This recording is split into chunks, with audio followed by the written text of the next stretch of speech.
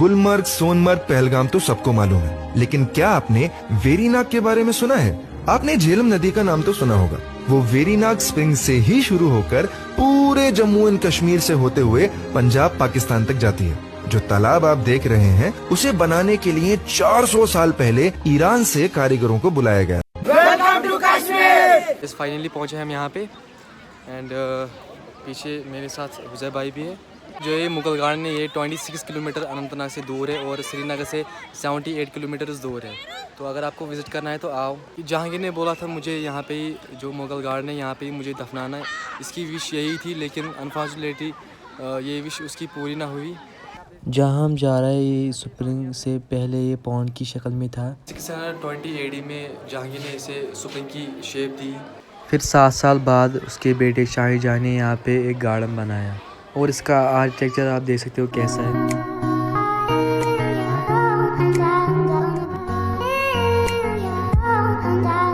देखो कैसा बना है ये आर्किटेक्चर, देखो इसका। और ये ईंटों का बना है, ये आज भी मौजूद है, इसका एक ईंट भी नहीं गिरा है। और यहाँ पे बहुत सारे हिंदूज आते हैं, इन मंदिरों की देखभाल मुस्लिम ही करते हैं। यहाँ पे 24 आर्किटेक्ट्स है और पहले में शिवलिंग है और दूसरे में मंदिर है, और टोटल यहाँ पे 3 मंदिर है और ये तीसरा मंदिर है।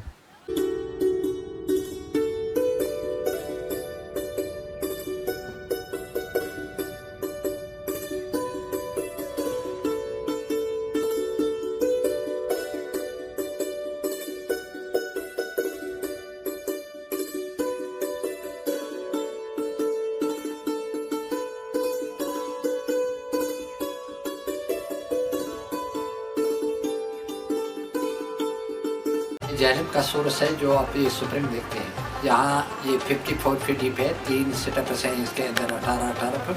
पहले सेटअप पर आप खड़े हैं, इसके बाद पानी में 2 सेटअप्स है। सेंटर में इसका पानी पाताल से 400 गैलन पर सेकंड पानी निकलता है, जो कि आप हरा पानी देखते हैं, लेकिन पानी में कलर नहीं, पानी पीने का है। लेकिन ये जहांगीर की ख्वाहिश थी कि स्प्रिंग की शक्ल जो है वो आकाशी कलर में होना चाहिए। और इसके सेंटर में तवा रखा है, प्लेट, उसमें सुराख लगे हैं। सुराख से जैसा ताजमहल बाप और बेटे ने 12 साल तक बनाया, बाद में कारीगरों के हाथ दोनों कर दिए गए ताकि इसका फान, इसका डुप्लीकेट कहीं न बन सके।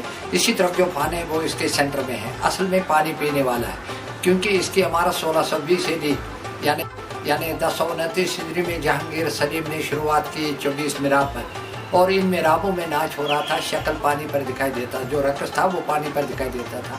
उस समय में बिजली नहीं थी, बल्कि दिया जलते थे, उसके आसार अभी मौजूद हैं। जहांगीर ने इस इमारत को 1620 AD में शुरुआत किया, लेकिन अपनी मर्जी से नहीं, न अपनी बादशाह से, बल्कि उसको खुदा की तरफ हुक्म हुआ कि इस जगह को तामीर करो। फिर उसने संग डाली पत्थरों तक, तो उसकी ख्वाहिश हुई कि मुझे इसी तीरथ में दफनाया जाए। वो पीछे 3 गुंबद वाली समाधि बनाई थी अपने दफनाने के लिए, लेकिन यहाँ संग डालकर उसने श्रीनगर में शालीमार गार्डन इसके साथ बनाना शुरू किया। और शालीमार बनाते वक्त उसको बुखार चढ़ा, वो बीमार पड़ा। अपनी बेगम को कहा, अगर मैं रास्ते में डेथ हुआ, हमें वेरीनाग में दफनाना, मेरी ख्वाहिश को पूरी करना। लेकिन उसकी बेगम यहाँ वापस नहीं मोड़ी वो रजौरी के रास्ते में वापस चली गई। लाहौर के लिए मुल्क एक ही था। जब चिंगस रजौरी में पहुंचे तो जहांगीर की डेथ चिंगस रजौरी में हुई। फिर उसकी बेगम ने ऐलान नहीं किया कि जहांगीर डेथ हुआ, क्योंकि उसकी हुकूमत में बगावत होती। उसने वहाँ चोरी से जहांगीर की अंतड़ियाँ निकाली और नारियाँ कहते हैं उसको, नारियाँ के बीच में दफनाया आधे रास्ते में, ताकि बाड़ी को बदबू न हो। पैदल रास्ता था, बाकी बाड़ी जो थी वो हाथी पर सवार लेकर लाहौर पहुँचाई, और लाहौर के दरिया रावी पर सलीम दफनाया गया। यहाँ वो दफनी हुआ वेरीनाग में, जिसकी शौक से, जिसकी तमन्ना से वेरीनाग बना है। और लास्ट में ये ईंटों तक का दौरा था। फिर आज से पहले 402 साल ये काम पूरा हुआ शाहजहां से, और इसका इंजीनियर था हैदर अली, मैसूर का रहने वाला।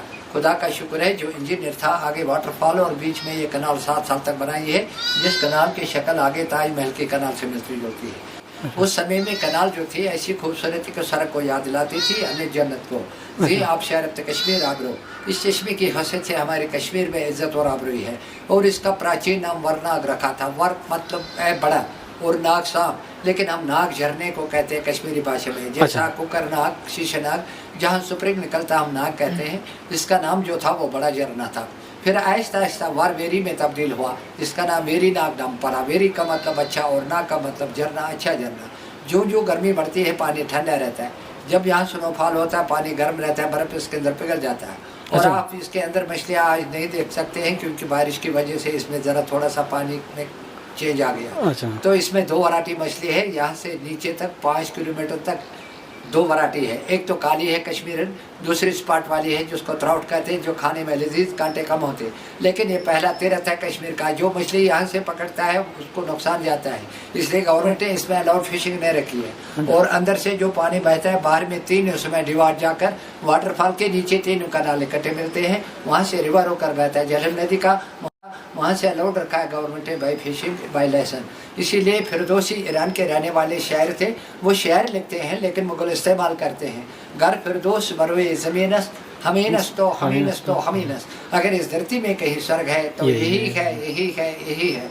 क्योंकि मुगल जो थे, मुगलों को फन से बड़ा शौक था, इसलिए वो कहते हैं हमने इस धरती में स्वर्ग बनाया है। ये शेर हमारे हिंदुस्तान के लाल किले में लिखा है। लेकिन साथ ही इकबाल लिखता है, आए थे हम मिस्ल बुलबुल सैर गुलशन कर चले, ये लो माली तो बाग अपना, हम तो